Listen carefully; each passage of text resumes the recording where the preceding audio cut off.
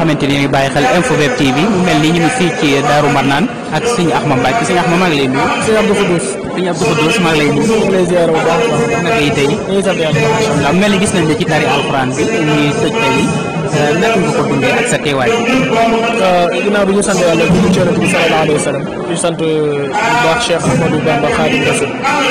suñu teewaay fii nag teewaayu ndigal la rek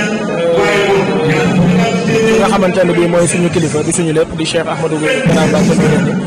yabal ma fi ak suñu rakk Serigne Abdourahmane ak professeur Mamadou Niang pour ñu teewal ko ci bis bu màgg bi nga xamante ne bii moom la ñuy defal Cheikhul Khadim di ci sargal ñi nga xamante ne bii ñooy jàng alquran ñu cëralee ko ci cër bu am solo moo taxoon ñu yabal ñu ngir ñu teewal ko fi. mel ni kër boobu sax nga wax ndax gis nañ Cheikh Modou Kara Noreyni ci activité yi nga xamante ni lay amal ci diwaanu Ndakaaru ak fii ci diwaanu Touba ndax mu mel ni yooyu ci màggal gi ndax yéen a ngi ci def ay jéego ngir waajal màggal. waaw boo xoolee comme ñoom lii dañ koy dugal ci préparation màggal gi gis nañ bu baax ñi nga xamante ne bi ñoo ci woon def ay jaayante moom it mu bokk ci ñooñu def ko juree nag ba ñoom ñu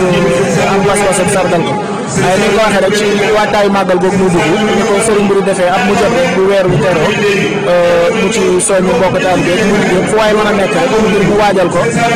waajal ñu dëppoo it ak ndigalul kilifa bi muy Cheikh Mouhamadou Mountakha defe naa ni ñëpp dégg nañ ko looloo tax mu jox leen rendez-vous sax le 5 septembre fële ca Mermoz ngir waajalandoo bis bi ak mbokki taalibe yëpp soññ leen ñaax leen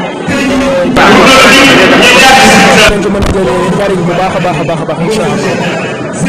le 5 septembre boobu ndax programme bi ak ci lan ngeen bëgg fukki ordre du jour bi ngeen war a waxtaane foofu ak lan la waral ndox. waaw programme bi à partir de 16h lay doon moom nag ordre du jour am wala thème am moom jarul kenn du ko laaj waaw ndax saa su nekk rek ci ku tedd ki lay tàmbalee ci moom lay yem waaw loolu nag moom mooy xam rek ban wàll ci wàll woowu ci ku tedd ki ak njàngale ban poñ la ciy jël waaye moom waxam ak yëngoom ak dalam dara du ci génn mooy ku tedd ki Cheikh Ahmadou Bamba Khadim Rasoul. kon mu mel ni yaa ngi ciy informé bi lan ngay wax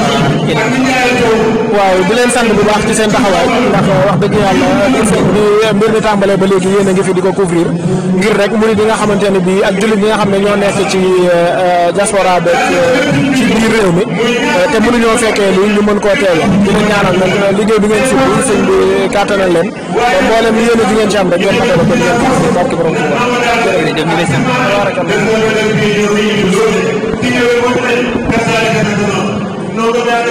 Tuuba.